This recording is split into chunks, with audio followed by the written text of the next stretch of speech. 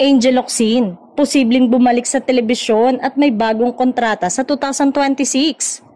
Matapos ang ilang taong pamamahinga mula sa showbiz, muling naging usap-usapan ng aktres na si Angel Locsin matapos kumalat ang balita na posible siyang bumalik sa telebisyon at pumirma ng panibagong kontrata ng pagsapit ng 2026. Si Angel, nakilala bilang isa sa pinakamahusay at pinakaminamahal na aktres sa industriya, ay huling napanood sa telebisyon ilang taon na ang nakakalipas. Simula noon, mas pinili ng aktres na maging low profile at bigyang prioridad ang kanyang personal na buhay, kabilang na ang pagiging hands-on sa pamilya at mga proyektong makatao. Ayon sa ilang ulat, may mga negosasyon na umano sa pagitan ni Angel at ng isang malaking network hinggil sa kanyang pagbabalik.